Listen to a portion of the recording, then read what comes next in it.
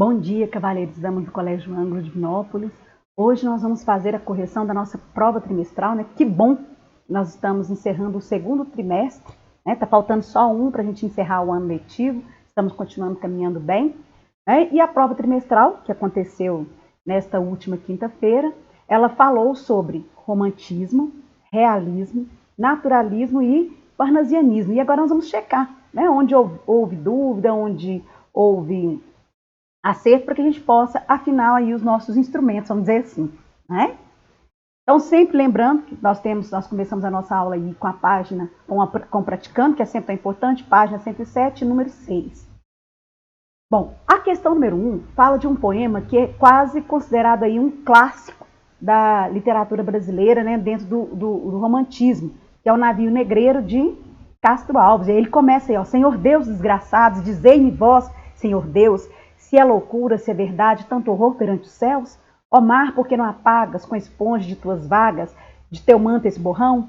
Astros, noites, tempestades, rolai das imensidades, varrei os mares do tufão. Aí o que a pergunta diz para nós? Por suas características, o texto lido pode ser enquadrado na prosa. Primeiro, letra A e B já não pode ser, porque ele está falando prosa urbana e prosa regionalista. E aí aqui está claramente o texto dividido em parágrafos. Poesia condoreira, poesia indianista e poesia ultrarromântica. Aí nós vamos observar aqui que o tema do poema é sobre a questão da escravidão.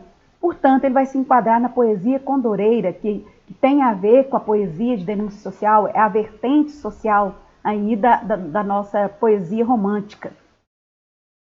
Na questão número 2, ele diz o seguinte: a poesia da terceira geração do romantismo, chamada de condoreira, apresenta como diferencial, ou seja, o que ela apresenta diferente das outras tendências, né, da primeira geração, da segunda geração. Então vamos ver, letra A, amor idealizado, é comum em todas. Na letra B, o gosto pela morte, também é específico só da segunda geração. O escapismo através do tempo, também próprio da segunda geração. E aí nós temos na letra D a denúncia social contra a escravidão, que é sim o traço distintor entre a poesia da primeira e segunda geração para a terceira geração. O excesso chamado de egocentrismo, ele é comum em todas as gerações, ok? Questão número 3. A expressão Senhor Deus dos desgraçados apresenta um apelo, um chamamento. Essa expressão na literatura pode ser chamada de apóstrofe, tá, pessoal?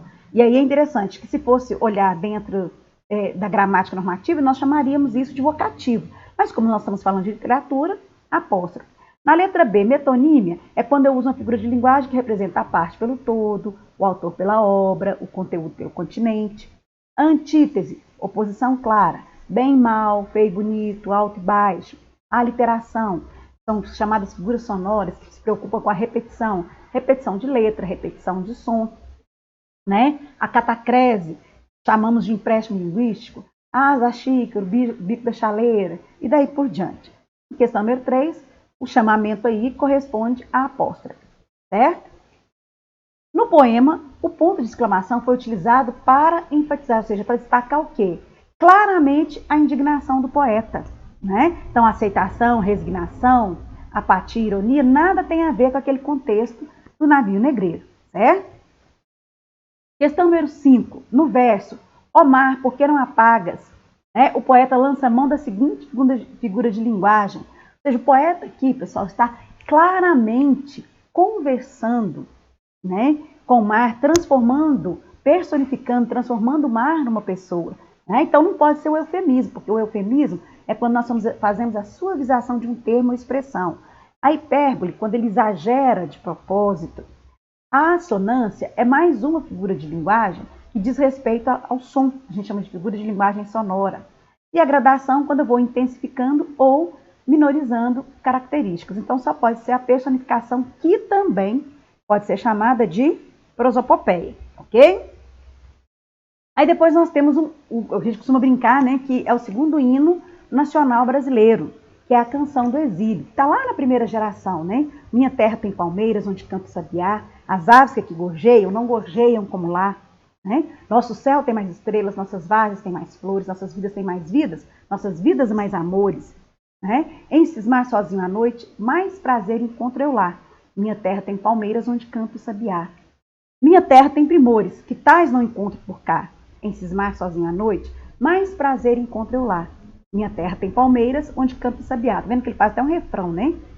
Não permita, Deus, que eu morra sem que eu volte para lá, sem que desfrute os primores, que tais não encontro por cá, sem que ainda vista as palmeiras, onde canta o sabiá. Aí nós temos aí a questão número 6.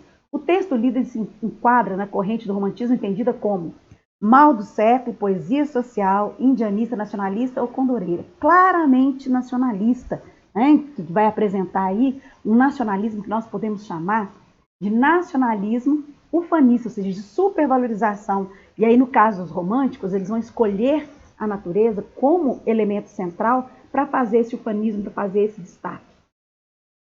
Questão número 7. Ao utilizar os advérbios lá e cá, o autor utiliza-se de um recurso literário entendido como simplesmente comparação. Ele compara o lugar, o exílio onde ele está, com a terra onde ele nasceu. Né? Então, ele simplesmente faz a comparação. A metáfora não pode ser, porque seria uma afirmação, em sentido figurado.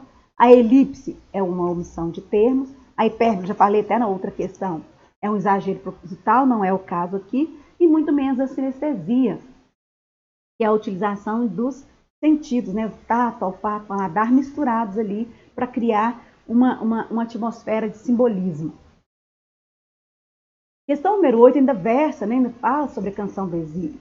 Aí ele diz o seguinte: o poema Canção de Exílio expressa claramente um sentimento de aceitação do destino, desejo de fuga da realidade através da morte, exaltação do país através da natureza, valorização do índio como herói nacional, pessimismo em relação à pessoa amada. Então nós vamos ficar aqui com a opção exaltação do país através da natureza, porque ele compara o lugar onde ele está com onde ele gostaria de estar, né? Ressaltando aí as suas características físicas, né?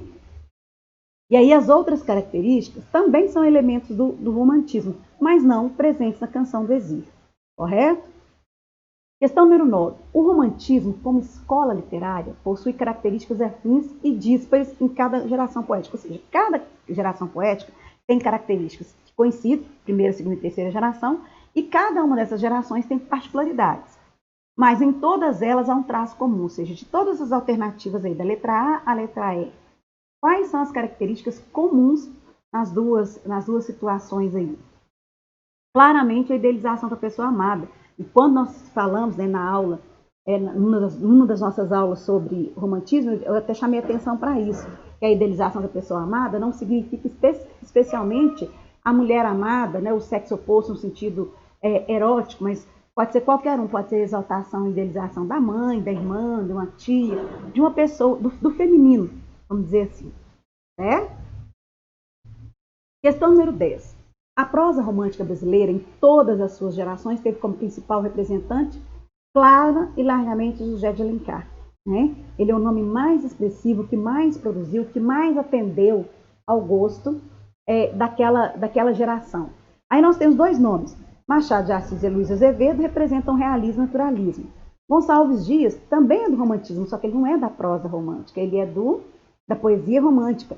Martim Pena também está no contexto do romantismo, mas ele é do teatro romântico. Questão número 11. Contemporâneos, realismo, naturalismo e parnasianismo têm em comum? O que essas três tendências literárias, o realismo, o naturalismo e o parnasianismo, têm em comum? Os três são claramente uma reação ao excesso do romantismo. Ou seja, estava todo mundo saturado, cansado, né, dos excessos do romantismo, e aí surgiram como tendências, como escolas literárias específicas. Correto? Na questão número 12. Enquanto o naturalismo apresenta uma visão genética, hereditária do homem, o realismo procura o quê? Uma visão psicológica do personagem. Então, essa é a grande diferença entre naturalismo e realismo. Questão número 13.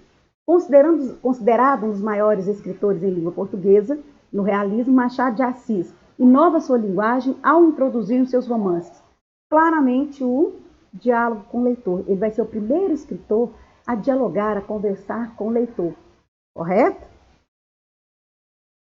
Questão número 14. No trecho de Machado de Assis, Marcela amou-me durante 15 meses e 11 contos de réis, há a presença clara de quê? Obviamente aqui de ironia.